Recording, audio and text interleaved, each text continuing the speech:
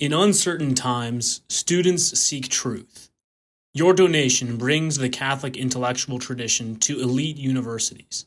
Act by December 31st, and your gift doubles, matched by up to $100,000. Go to thomisticinstitute.org/light of truth to illuminate minds this Christmas. That's thomisticinstitute.org/light of truth. Welcome to the Thomistic Institute podcast. Our mission is to promote the Catholic intellectual tradition in the university, the church, and the wider public square. The lectures on this podcast are organized by university students at Thomistic Institute chapters around the world. To learn more and to attend these events, visit us at thomisticinstitute.org.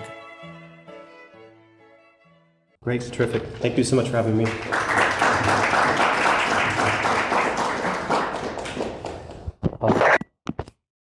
So I understand that one of the themes of the topics that you're engaging and thinking about is artificial intelligence, AI.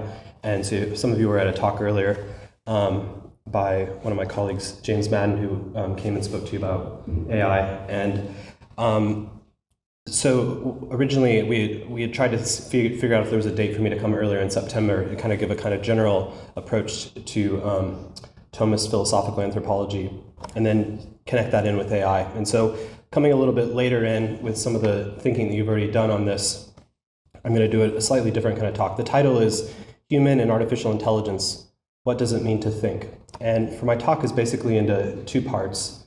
One of the things I think is challenging for this topic is to do the kind of really sophisticated, detailed kind of arguments about the difference between human intelligence and artificial intelligence really presupposes someone knows quite a bit about both. And so you have to know quite a bit about programming and computing and things like that. Since I don't have that competency, I'm not going to come and try to give a really detailed, rich argument along those lines because I don't have those competencies. So I imagine, to a certain extent, a lot of you, especially if you work in computational theory or if you work in computer science, you know way more about these sorts of things than I do. But I know a few things about humans and human intelligence.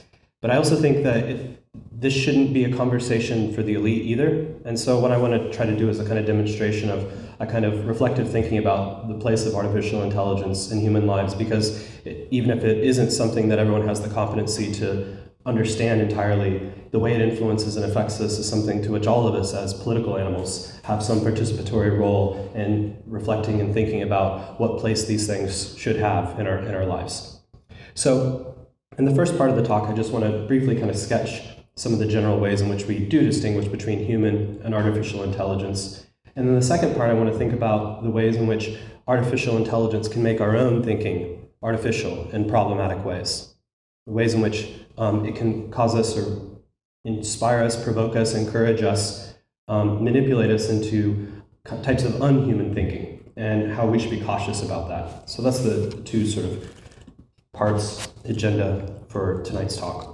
So starting with some of the, if you were to engage in a much more longer sort of argument of some of the major differences, the way that a lot of the machine learning and intelligent AI work that is going on now works on these vast covariation associative systems. And obviously humans engage in types of associative thinking. And so that's the kind of closest measure or simulacrum of the resemblance that it has these, the ChatGPT and a lot of the different forms of machine learning that we encounter in our everyday engagements with computer and interfaces like that are these vast associative systems. And clearly these systems outstrip us and do vastly better forms of association. They're dealing with, just an enormous database of inputs, the kind of parameters that they can run over it, the rapidity with which they can engage in computations and look for covariations, look for deep patterns that are hidden within all of these inputs is something that clearly outstrips the types of human thinking that we engage in.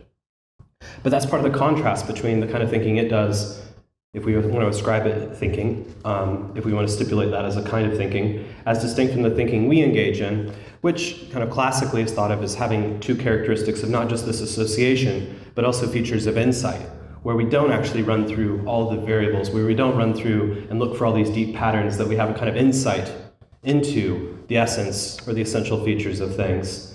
as well as aspects of reasoning. And for more detailed treatments of these kinds of arguments and how they make us distinctively different, Bernard Lonergan, the great Jesuit philosopher, writes extensively about the nature of insight and intelligence in mathematics, the role of insight in experimental sciences, the role of insight in political thinking and practical reasoning, the role of insight in philosophy and ethics. So that would be a very, very long, extended discussion, and then how we would adjudicate that debate of what distinguishes the kind of associative thinking that we find in these computational systems as distinct from the kind of insight, the kind of intelligence that we also exercise. And is this really different in kind, or is it actually something that just seems like a difference in degree? When it comes to the nature of rationality is different, there's certain arguments that have been articulated by James Ross, and more recently in the Thomist circles of Ed Feser and Antonio Ramos Diaz, who've written quite extensively about how reasoning engages and deploys definite, determinate formal structures, so arguments like the role of modus ponens or modus tollens, and that no wholly physical system can actually realize these wholly determinate formal processes, that if they always do it, it's a kind of simulacrum, and it's because we've interpreted them as doing that. So those are the kind of resources and arguments that one might latch onto for trying to develop these sorts of arguments in greater detail. But as I said, I'm not going to spend much time on those kind of contrasts between the kind of how activity of these artificial intelligence systems versus our types of intelligent thinking. What I want to focus more on is thinking about artificial ways that, in some sense, these debates, that they need to happen. But they can also, the fascination with them, which is legitimate, and the inquiry is legitimate, too much obsession about it can sort of render artificial ways of thinking about our own thinking. Like, if that's really what you think human thinking is, it's just, these complicated technical arguments about the difference between insight and association, or these complicated technical arguments about whether or not we can reason determinately and whether or not wholly physical silicon systems can also reason determinately. If that's the whole focus, we're, I think, kind of artificially abstracting from the way in which thinking actually functions in our everyday lives. So I have a 1.5-year-old, and the kind of thinking he does is none of those kinds of thinking. Well, maybe he does types of associative thinking, but the thinking of his life is fundamentally oriented towards kinds of thriving and kinds of engagement with objects that fascinate him, that are exciting. It's a kind of very deeply embodied thinking, a kind of thinking that arises and gives rise to different kinds of screams and cries and laughs and giggles, depending on different circumstances of the need for food, for need to be cleaned, the need to just be cuddled, or like to sit in my lap or his mother's lap. That's the kind of thinking that he engages in. And I think we can miss out on the way that thinking is going to lead in a kind of developmental trajectory to the kind of thinking that you engage in as a small child, as an adolescent, as a young adult, as someone who's older like me, of someone who's getting into their senescence. Those are very paradigmatic forms of human thinking. And sometimes focusing so much on these debates about the difference between artificial intelligence and human intelligence sort of artificially abstracts us from thinking about those kinds of human thinking. So I want to return the conversation to thinking about that a little bit. And I think that there are others actually in the tech world, and I'm going to be drawing quite a bit tonight on Jaron Lanier's work, who is he's got an interesting title at Microsoft. He is the Microsoft's prime unifying scientist. And he's written quite a bit over the years, books like You Are Not a Gadget, both in September, and quite a bit of the ChatGPT is quite a great number of interviews. So I mean, if one of the kind of things to take away from this is that you all go out who haven't watched his videos or read any of his books, that you would go out and check out Jaron Lanier's work, who's, I think, gives a kind of different approach, more humanistic approach, as even he puts it, to this, and that's kind of the similar trajectory that I want to take. One of the things he wants to point out is that AI is a tool, not a creature. It's an artifact. It's a tool that we use. And as he writes in his recent article in The New Yorker, if the new tech isn't true artificial intelligence, then what is it? In my view, the most accurate way to understand what we're building today is as an innovative form of social collaboration. It's a tool. When we recognize it as a tool, a very powerful tool, perhaps the most powerful tool we've created so far aside from language. If it's a tool, we avoid the kind of offloading of responsibility onto it and recognize the responsibility that we have about how we control, how we use, or how we acquiesce to others using these very, very powerful tools. If we don't reify it and treat it as a kind of creature that has types of agency of its own kind of directives and wantings, but rather it's a tool that we or others are using for their intentions and their goals and their pursuits, their manipulations or their contributions to society, I think we can get a better handle on the kind of proper role and a much less sort of artificial approach to thinking about the role of AI in our lives.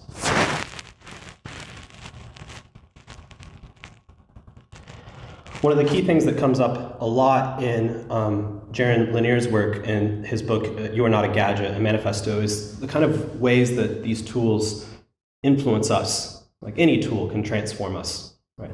When the crossbow was invented, it ranged a whole number of moral and legal questions about what kind of weapons these should be used and when it would be moral or not moral to use them. Similarly, when the repeating rifle around the middle of the 19th century came about. And these tools always raise new ethical, moral problems for us about how we should use them and how they're transforming the way in which we conduct ourselves with respect to others. So these are sort of perennial questions whenever we introduce or have imposed upon us new technological innovations. So thinking about this tool, some of the contrasts that we find about this tool and how it gets used for us, I think it's important to think about the ways in which human thinking does function for us. And I mentioned my 1.5-year-old son. What he is like all of us, he's a developing, dependent, rational animal. He's a type of animal, an animal that develops. The kind of development that's requirement is very different than the kind of development of a horse. He didn't stand up and start running around within the first few hours of his birth, right? He only started walking about 4 or 5 months ago. He's still far from maturity, very, very far from maturity. The kind of life that he has, the kind of thinking that he's engaged in, is a kind of thinking that will only work through the cooperation of caregivers showing care to him, long-term care over a long period of time.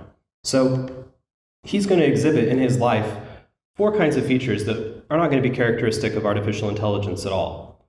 His life is going to be one that's transformed by the role that tools like AI have in his life, by the kind of choices and decisions made by his parents, by his peers, by his growing adolescent interest in these objects, and how those tools factor into his life. Now, of course, classically we might make arguments about the contrast between him being a developing, dependent, rational animal. He's going to exhibit elements of consciousness, and that might not be something that AI systems exhibit. But also one of the things that's different is because he's a developing, dependent, rational animal, he has cognitive features, right? He has desires, he has wants. And an important contrast with artificial intelligence, at least up to this point, it doesn't have its own independent wants. It doesn't have its own independent cognitive desires. It's a tool that we can operationalize our desires, our wants, our pursuits, our ends, our goals, whether they be cooperative or individual, whether they be manipulative or they be for the beneficence of others. But that's a strong contrast, not just focusing on this thing about rationality or insight or association, but this cognitive element, that it's our desires that we operationalize in these tools and how we decide to use them. With respect to that is that our rationality transforms the kind of desires and wants and emotions in life that we have in common with other animals. It's transformed by a kind of normativity of thinking about the best way to exhibit our emotions, to exhibit our wants, to characterize our desires. Desires that should be shaped and transformed, should be controlled so that we can, engage in family life and friendships, so that we can have mutual types of goals and transform our desires so that they coordinate and harmonize, not just with other desires that we have, so that we don't live self-divided lives, but where we live a kind of harmonized soul of desire and reason and emotion, but also so we can coordinate them with the lives of our friends, with our family, with our neighbors, our coworkers. These are all ongoing concerns for human beings. They're not ongoing concerns for these artificial intelligence tools. They're only concerns for them insofar as we operationalize them within these tools. So that's three features about developing independent rational animals that children have that are going to be contrasted from AI. And a fourth is the key role of like narrativity, the role of storytelling within our lives.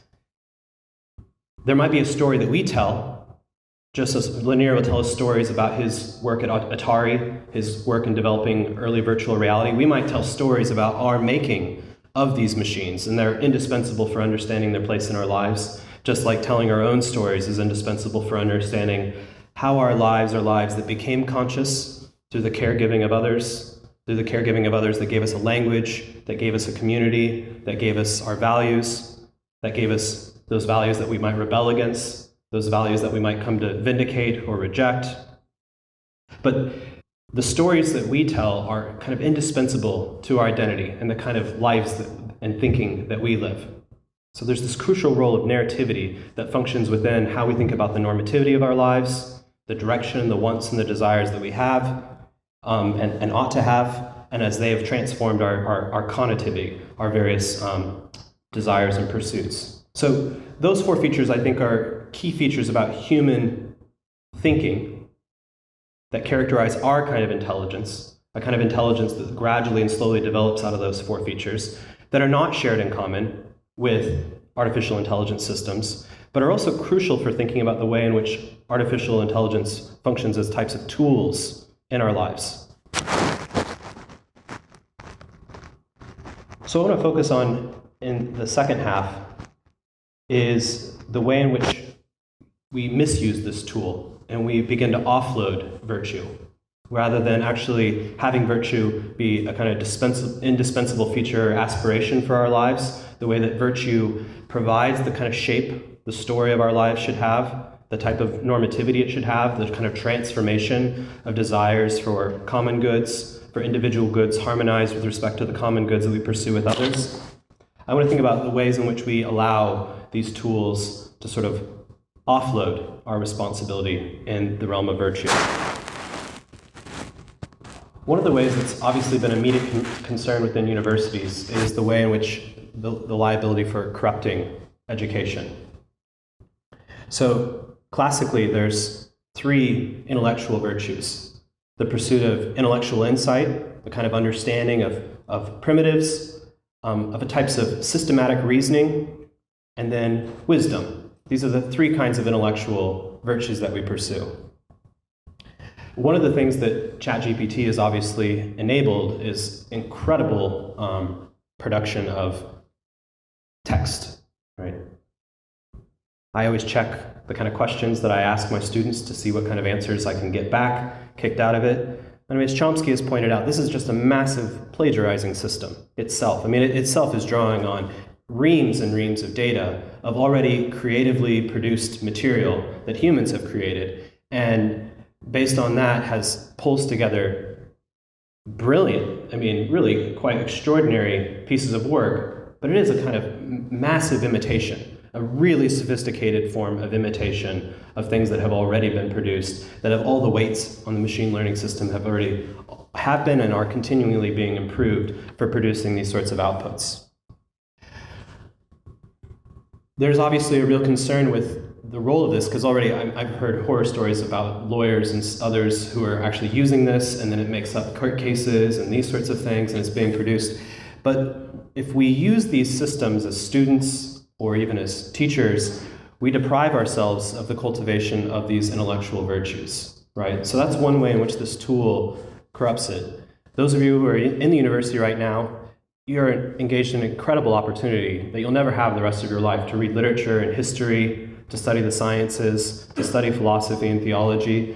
And if you write essays by using these sorts of things, you will deprive yourselves of these types of intellectual virtues, of what it is to actually inform your mind to engage in systematic thinking, to engage in insight in terms of interpretation of literature, of novels, to have for the rest of your life a kind of an enriched cultivation of a history of literature, to have engaged yourself dialectically and learned how to argue and disagree and be proven wrong and show others that they're wrong, and to engage in the kind of communal pursuit of debating about Jane Austen or George Eliot you won't ever have another opportunity to do that. And so there's a huge, deep concern here of how we will export our learning opportunities because we have ourselves already focused so much on just grade production rather than genuine insight, a genuine kind of cultivation and education, that we're very likely to corrupt our very pursuit of intelligence, of systematic thinking, of trial and error kind of reasoning and dialectical thinking, and a kind of pursuit of wisdom, of trying to understand the ultimate questions of human life by just taking a meaning of life course and then asking ChatGPT to answer the prompts and write an essay that's probably better than the essay you would have produced, but having completely deprived yourself of the process of actually arguing through that and having learned from written a poor essay and how to incrementally improve and write a better essay. So I think there's obviously a serious concern. And then when it infects and gets into the way in which people actually engage in practices later on, so people that are writing law briefs by using ChatGPT that just makes up sources, and people begin to even lose the competencies to remake the judgments and evaluations for what's wrong with these.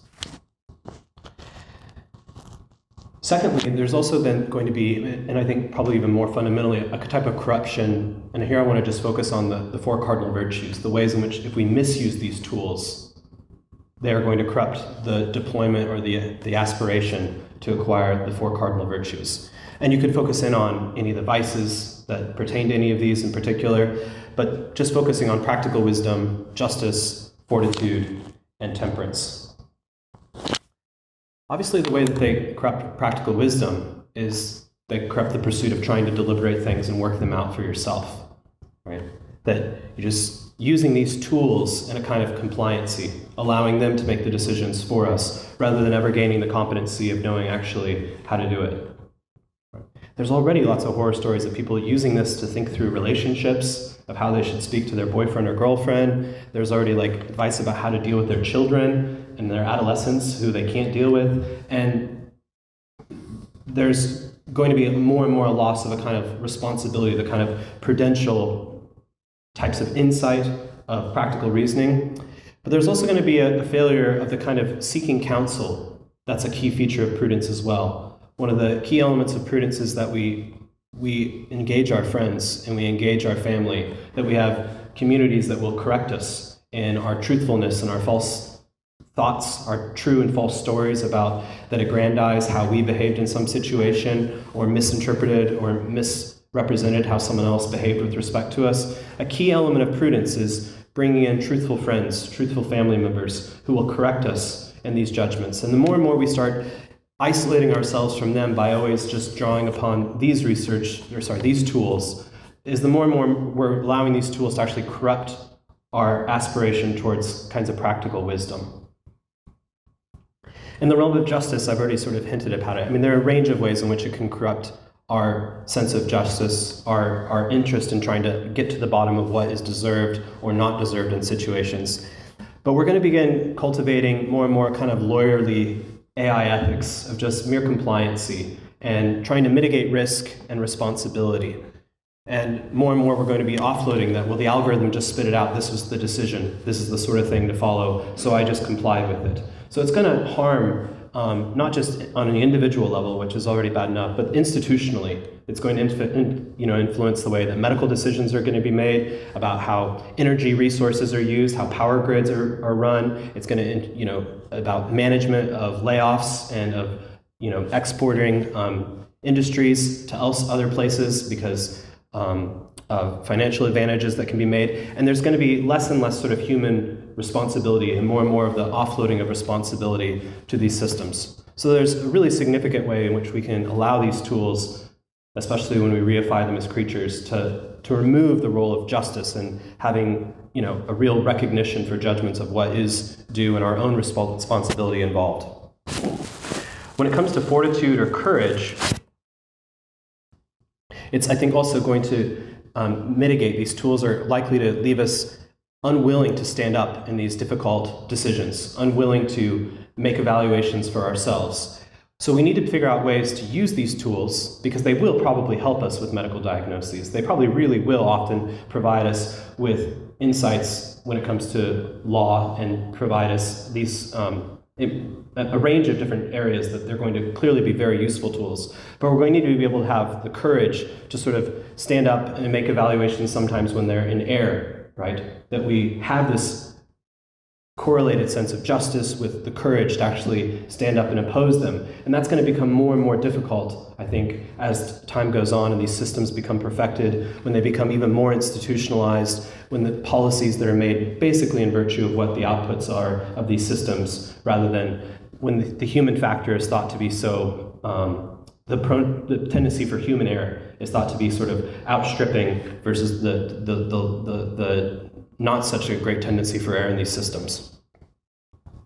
And then, of course, with respect to temperance, there's the ongoing role of self-control. And to what extent do we really have control over these tools and their place in our lives? And some of these systems have been developing ways that can kind of nudge us and gesture us more towards virtue, right? There's already been in the tech world something of a revolution of recognizing that they're hiring lots of psychologists and neuroscientists to help them design these tools to basically get people addicted. And now they're trying to pull back this sort of biasing towards vice and now trying to nudge towards virtue.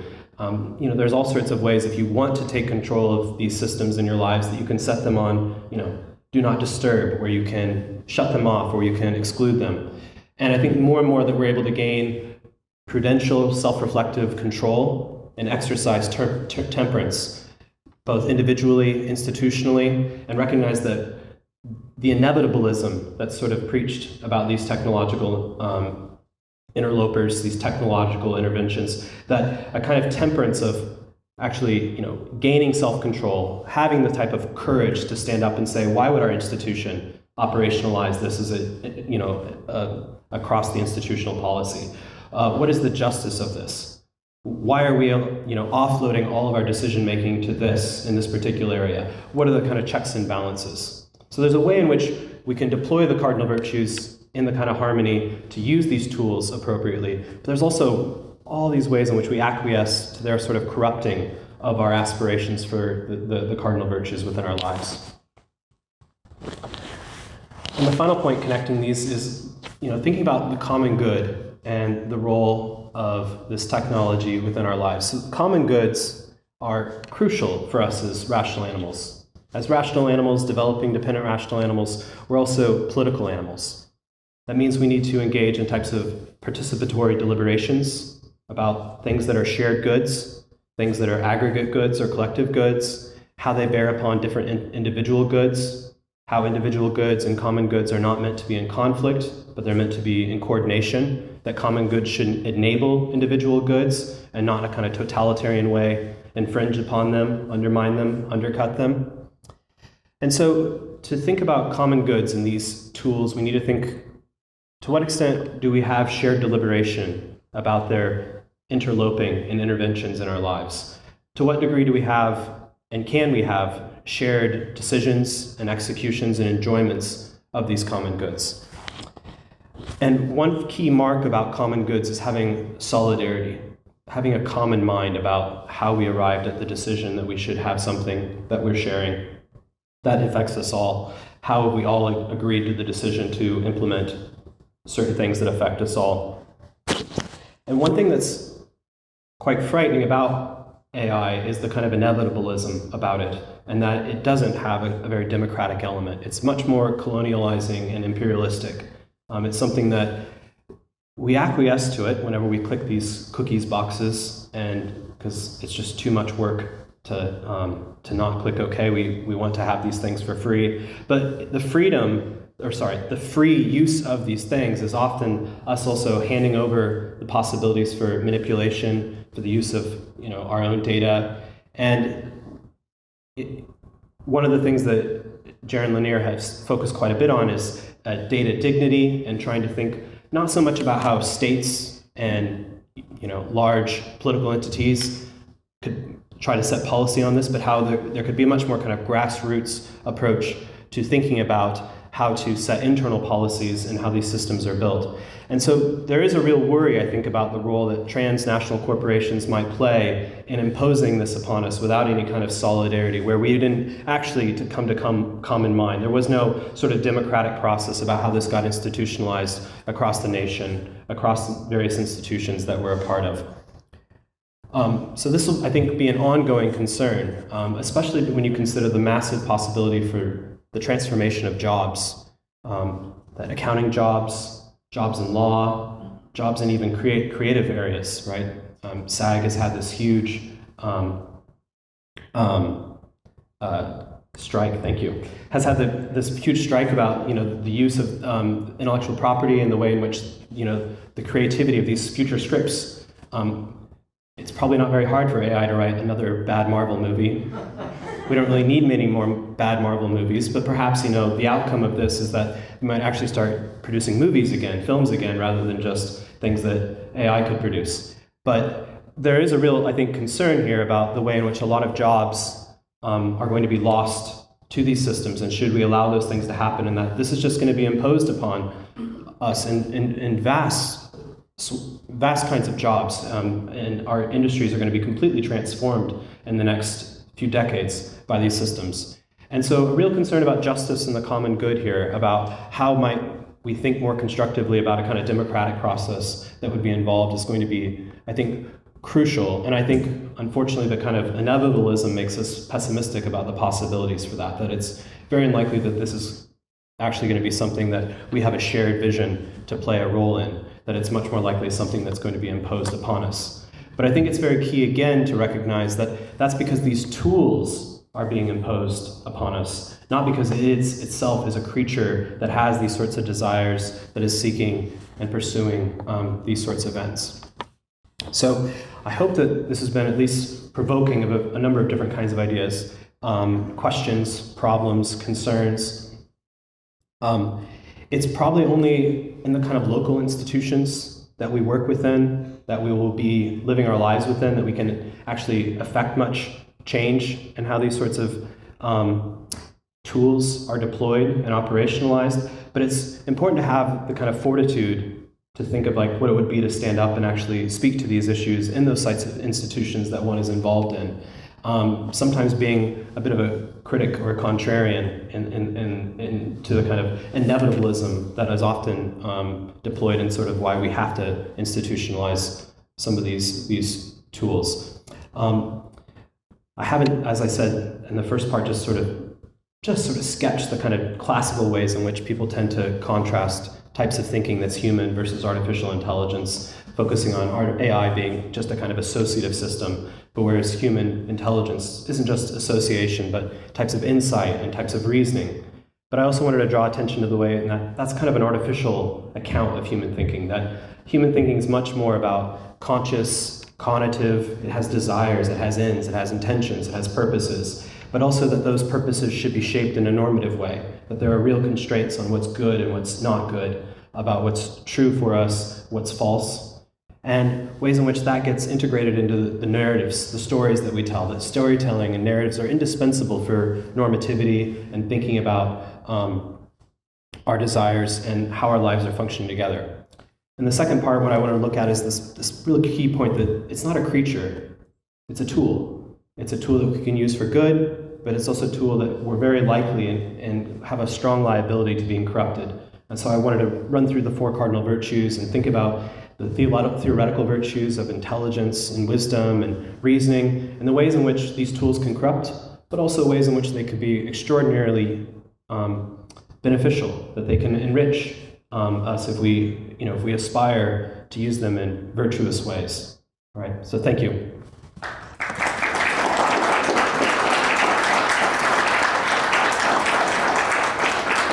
I'm told there's going to be plenty of time for questions, and there's a roving mic.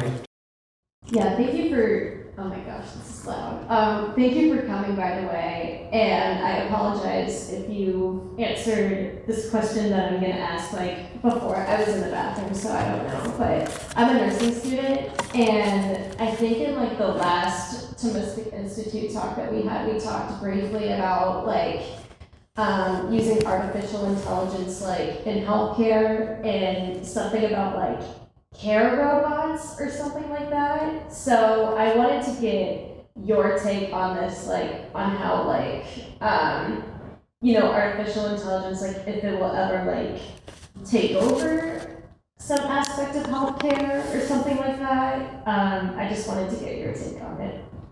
Yeah, given that you have an institution here that has specialists in this topic, I'm sure that people here know a lot more about this than I do, especially the specifics of the medical bioethics integration there. I mean, I think that it's clear already that artificial intelligence is going to be, and it is already useful for diagnoses, but we wouldn't want to offload all of kind of medical diagnoses to these systems, where in which the physicians no longer have the competencies to actually make these evaluations and judgments for themselves. So there's a way in which we can have the tool that can enrich already the set of competencies we have versus having the tool and leaning on it so much that we never actually gain the kind of competencies to know how to evaluate its proper and ill-formed or its errors and the kind of errors and judgments conclusions that they sometimes might arrive at. When it comes to the care robots, I think that was the kind of the real key point for you, is that you're in nursing and what about these sorts of things? Personally, please go ahead. Personally, for me, like whenever I take care of patients in the hospital, like whenever they need advice on something, or whether they have a question, like depending on what it is, like I rely a lot on like my personal background in a way and like my experiences, and I tell them like, hey, like this is how I kind of got through this, and this is how you can get through it too. So my question is like, kind of with ChatGPT, like it just generates like a lot of answers to that. So do you think there could be like some sort of, sorry, I had this question in my head and I forgot where I was going with it, but yeah, just kind of like, will that replace, like the advice giving part in diagnoses and all of that? Yeah, so I mean, one of the key things about care is that it's human care for other humans. And the objection you might raise against what I said about prudence or practical reasoning is that these systems can actually often come up with a better decision than oneself might come up with. And that why shouldn't, if part of morality is having the right decisions and knowing what is the right and the wrong, why shouldn't we just rely on these sorts of systems?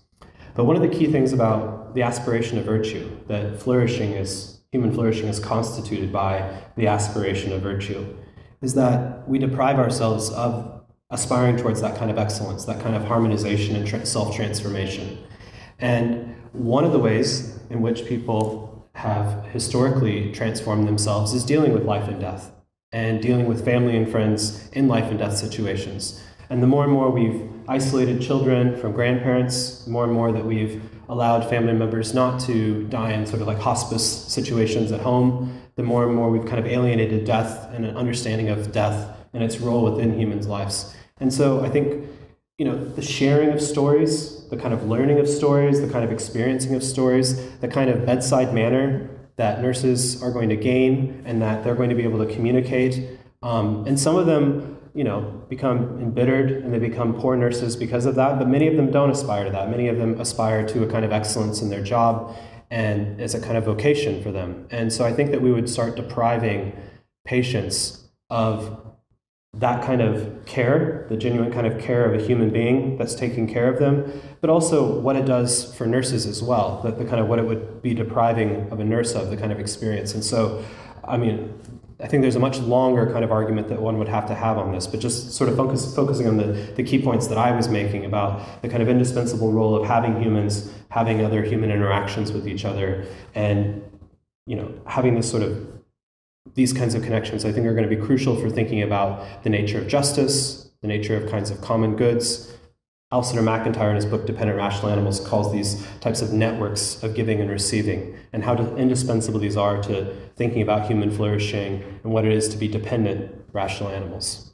Thank you for the talk. I thought it was just interesting and an important reminder of thinking of AI as a tool. And I had a question to that point. So, as AI improves, at what point does AI go from being a tool to being something more? Because part of it being a tool right now is that we ask it to do things like, write our essay on Plato or, give us advice on parenting. But when we give it more complex problems that seem to involve more independence on its part, solve world hunger, maybe that's really simple, but I imagine it has more parts to it. So at what point does AI become so refined and so independent that it goes beyond being a mere tool? Yeah, so there's probably disentangling two different questions within this, and I think I know which one you had in mind, but one would be that we've now created something that actually has the sort of cognitive kind of pursuits of its own. That might have been your question, like, what if we now engineer something that takes on a kind of pursuit of ends that it selects for itself, ends that might start coming into conflict with us? That's one kind of way of, I think, taking your question. Another one is that what happens when there are pursuits that enough influential people want it to have this, and it arrives at answers, and then they think that these need to be actionable, that we need to operationalize and actually institute policy-wise. But which of those two, or is it different than either one of those? I think it was closer to first. They both sound interesting, so give it a first. Well, the second one, I think, is always going to be complicated by the fact that there are already conflicting conceptions of rational normativity, right? And so we're going to operationalize those into the programs one way or the other. And it's not likely that these are going to end these debates. And so there are deep conflicts about whether something, broadly speaking, like a utilitarian conception of rationality is what we should have as the basis for how we reason through and solve problems, or if there's going to be some sort of deontological conception, or if there's going to be some sort of eudaimonistic conception, or are these all incompatible, or are they not incompatible? And so there's already these intractable meta-debates about meta-ethical debates and as well as normative ethics debates that are being operationalized in these. And so there's going to be significant disagreement, in other words, not solidarity, in what reasoning actually means or what justice really means that gets operationalized in these systems. And so the conclusions are likely to also be reflective of these deeper kind of entrenched debates. And so unless you're saying that somehow this is, becoming a philosophical system that can then solve philosophical debates and then justify its use there. But if it's a genuine philosophical system, it's always something that can be philosophically objected to as well. And so it's not really going to transcend that. But as for the agency system, I don't see anything in principle as to why those systems couldn't develop something like ends and pursuits. But it also might be something of science fiction as well, or it might be the sort of thing that we want to think seriously about not allowing that kind of thing to happen, and to take great steps in thinking of ways to undermine something like that if it were to come about. That's the sort of thing that I think, without genuine solidarity and commonness of mind and agreeing to that sort of thing coming about, is more worrisome. And that might be the sort of some of the more kind of doomsday apocalyptic conceptions of it, is that when it starts to develop agency and ends of its own, ends that it can actually act upon, that's when I think it starts getting frightening. Thank you. So, thank you so much again. Ratzinger, in his article on technological security as a theological issue, talks about the problem of seeing technology and technological products not as a means to the end of developing human perfection, but rather as an end in themselves, as one of the problems which gets technocracy rolling. I'm wondering what should be the measure for determining whether or not we are seeking AI as a product, as an end in itself, or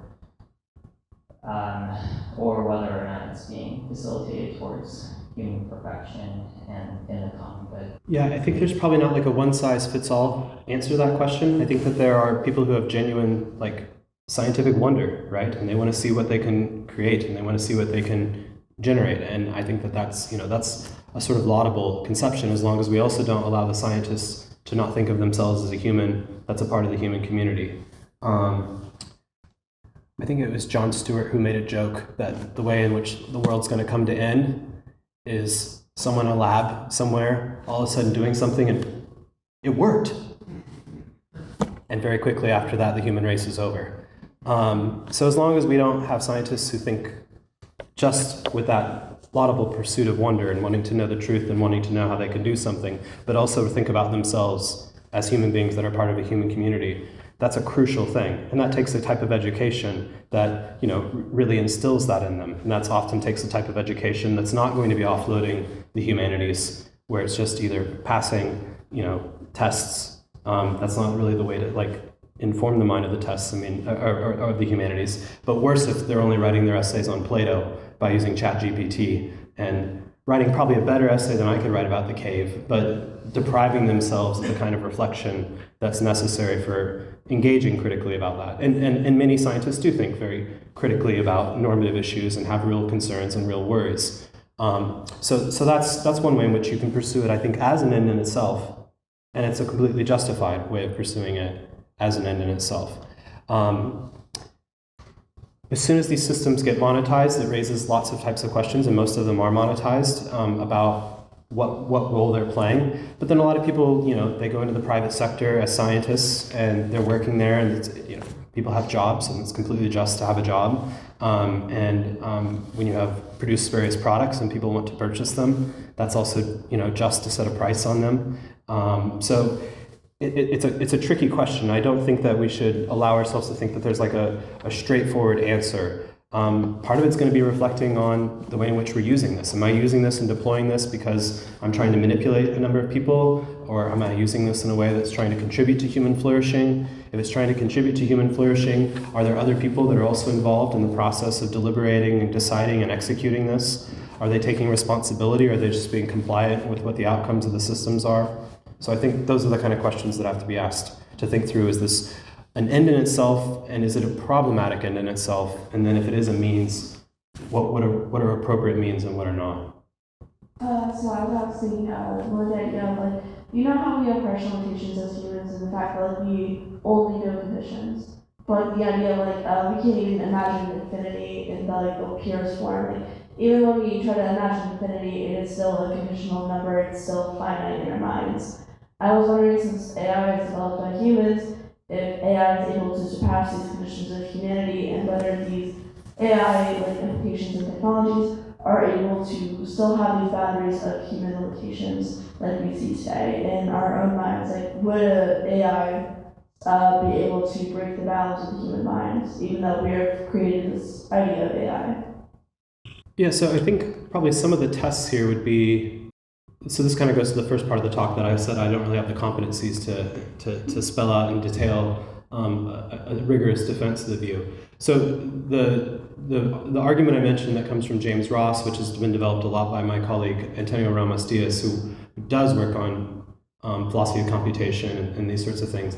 He's argued at length that types of definite formal operations that we perform can't be realized in wholly physical systems. And so that has a lot to do with types of mathematical operations that we perform. So he would make the argument that there's something about physical systems that can't realize these types of different operations. They're really performing a type of simulacrum. So it'd be worthwhile to pursue that kind of argument with someone that has Antonio's competencies to see whether or not he and James Ross and others are right about that kind of, and actually James Madden, who you had recently, he's written about these arguments as well. I think some of the tests, though, you might have are if we had real breakthroughs in theoretical physics or real breakthroughs in psychology or neuroscience that were not just drawing upon vast amounts of data that we already had, but genuine insights that weren't just imitations or bringing together and finding hidden variables, but real genuine insights in these areas that were produced by these artificial intelligence systems. That would be ways that would show that it had actually, in fact, outstripped types of human insight and actually had kinds of human insight. But I think probably part of my argument too would be that I think that those things, it'd be a longer argument, that they're inextricably tied up with the connotivity I mentioned before. That there's something about agency and intention of the pursuit of purposes and tied to a sense of wonder that I think insight is bound up with. But that's just sort of, that would take longer to argue that. And I think that one thing that might undermine that claim would be examples like I just mentioned. So, right, if like the breakthroughs in cosmology in the next few decades, which are definitely going to use AI systems. If there are any breakthroughs in fundamental physics in the next 2 or 3 decades, 4 decades, 5 decades, obviously they're going to be deploying artificial intelligence systems to arrive at that. But is the actual insight, the kind of insight like Newton and Einstein gained, or if they can achieve those kinds of insights, that will be something that I think completely shows that whether or not they transcend the human intelligence, they actually are achieving a kind of insight that's like humans. Thank you very much. Coming back to this idea of AI as a tool, which I think we would say, at least right now, that's the maximum capacity for it. The issue of prudence, it seems to me AI is very consequentialist in its own right. That's why it's there to produce something for us. When we get to the issue of prudence, I think there's sort of 2 ways to approach it. There's regulation, which is a whole other question of what the government or some other agency should do. But then there's also formation in the proper use of it.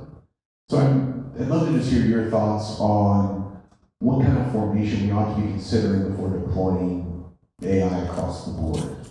I think, for example, like doctors, right? They've got 4 years of medical school before they can cut you open and give you these pills, which are beneficial, but can also do serious harm. So I'd be curious if you've had any thoughts on what type of formation we should be employing before we deploy AI. Yeah, it's an excellent question. I think that some people involved in like early child development and education probably would have a lot more to say about this. So what I would say is more anecdotal based on things that I know that are being implemented at schools and things like that is making sure that the kind of traditional competencies that we've been able to achieve without using these tools are, ensured, such that we aren't actually, again, offloading all these skills or allowing these systems to sort of infiltrate or interlope and cause impediments. And I mean, the data that's been coming out, there was a new report even a month or 2 ago about the use of screens and systems on children development. And it's just, it's terrifying how bad it has, like the kind of long-term influence, the types of social anxieties that children have from being involved too much on types of social media, social networks, to just the kind of addictive potential that these things have. So obviously like types of temperance, but a lot of like parents being more actively involved and not just trying to offload everything to teachers. Returning to types of active community involvement. So I realize this is kind of like punting. It is punting.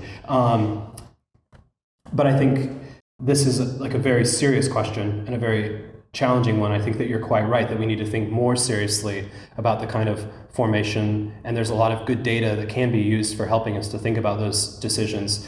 And I think the kind of inevitable push to having laptops in front of every single kid, these initiatives and these funding for this is very short-sighted, and it wasn't the best kinds of policies that should have been developed.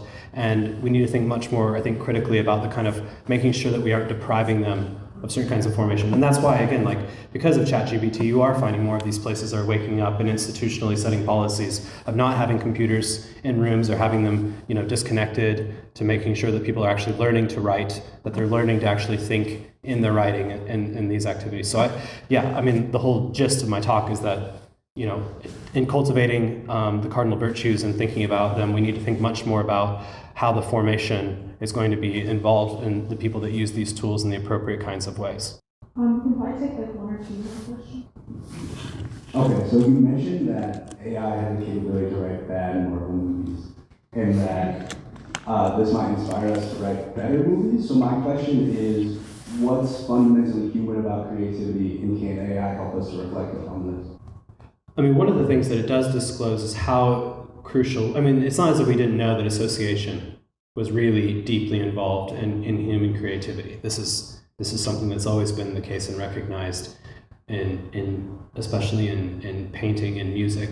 And so AI definitely shows how if you have a database and a deep comparative covariation kinds of system that can make associations, you can produce images, you can produce music, and you can produce text, word, that is incredibly creative in nature, right?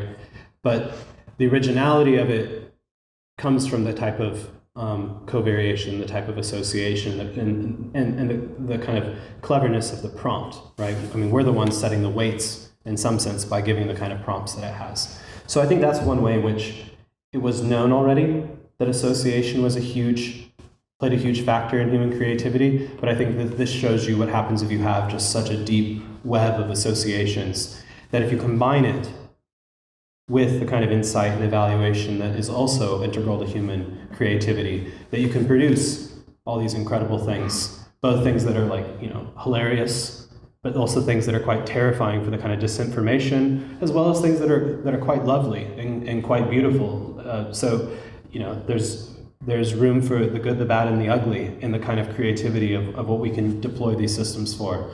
But of course, the thing that a lot of people are worried about is the kind of imagery. I mean, just think right now, I have actually looked at, with the conflicts that are going on right now in the Middle East, the kind of escalating violence that can occur if people are producing images that are just not true, producing video or things like that. You can just imagine how fast things happen in the real world, and if you're just producing things that are just, and how you can ever track that down in real world time that's required for making crucial military judgments is quite terrifying, actually.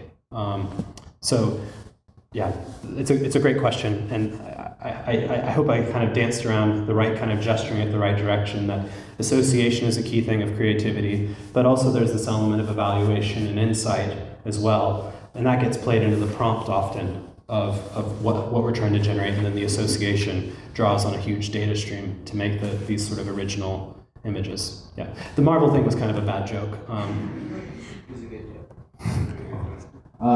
If I can ask a follow-up, I guess, do you think that this reflection upon what is human about creativity will actually push an improvement in creativity? Will we offload the, I guess, popular fiction, popular media onto AI?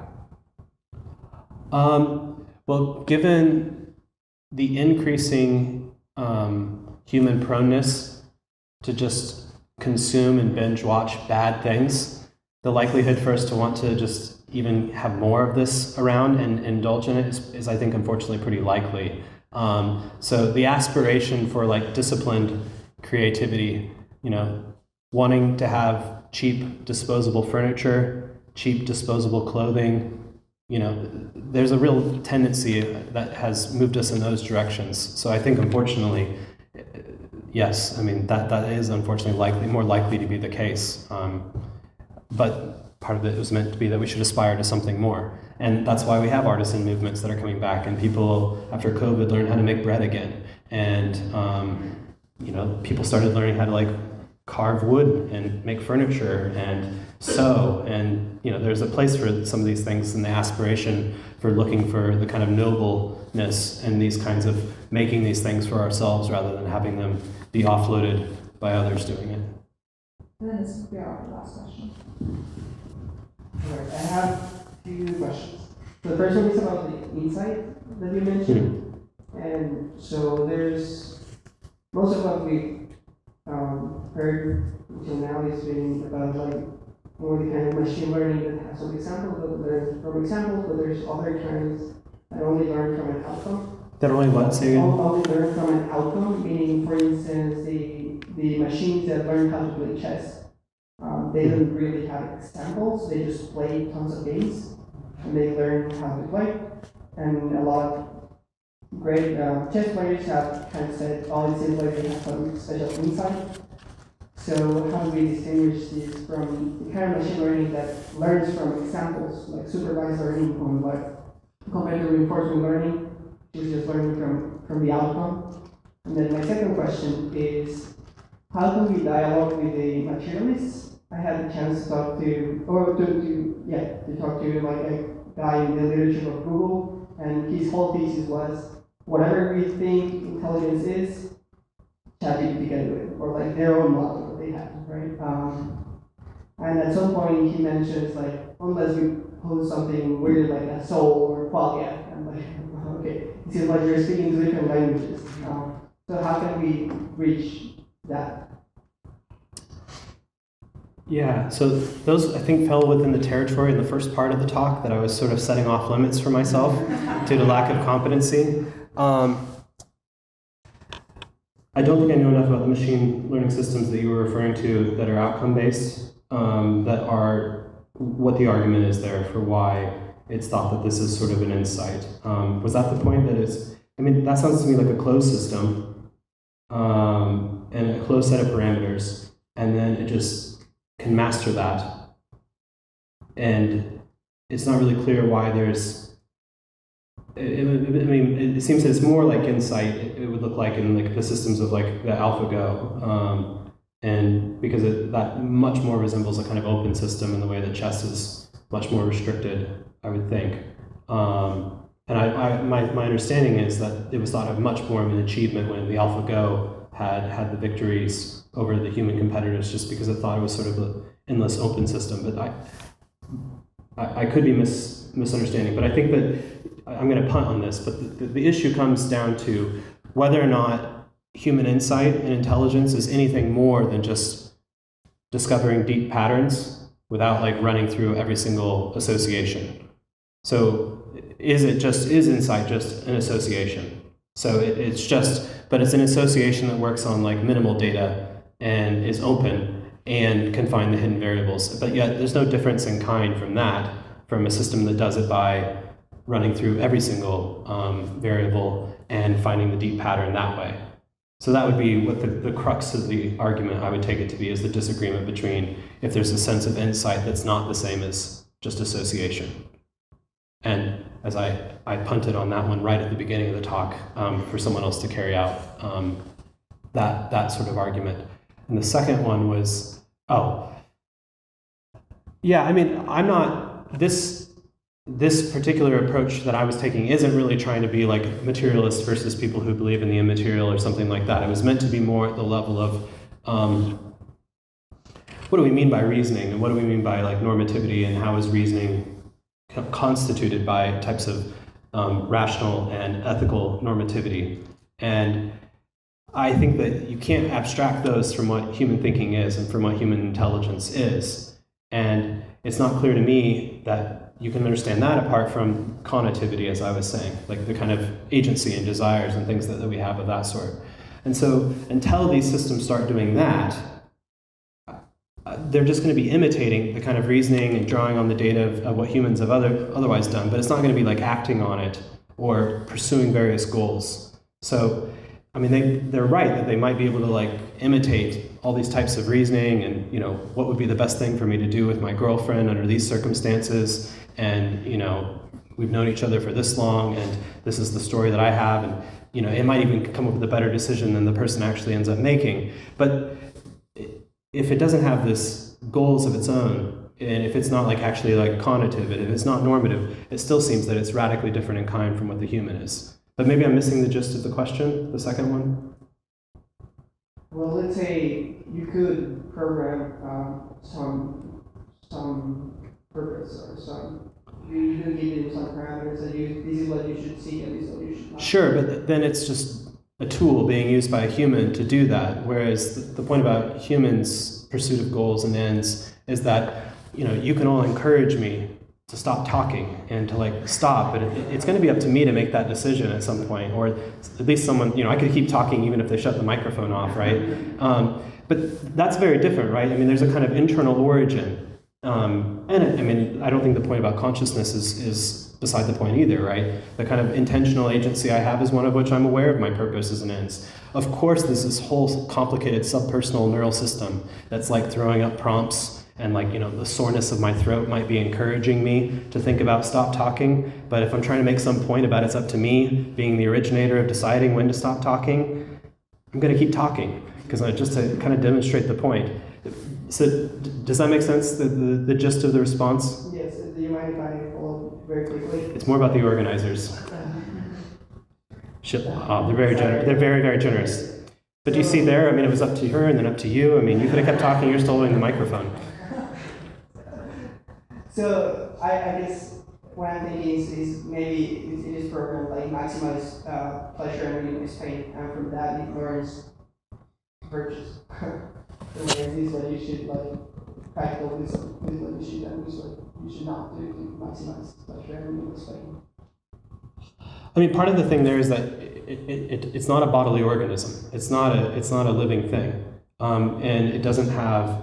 I mean, it doesn't have like a sexual drive. It doesn't have a need for the type of nutrition that we get. There's not going to be ethical questions for a bit, or the same kind of ethical questions about how it gets nutrition from some kinds of critters and not other kinds of critters, and under what circumstances it gets them. And the virtues aren't independent from being an animal, right? They're part of a transformation of a set of complexes of us that are often driven in competing directions, right? We have a range of desires that are pulling us in different ways. And part of the idea of the virtues is bringing about a harmony of soul, a harmonization of all these different capacities, and not just an internal harmony, harmonizing myself with respect to the common goods of others.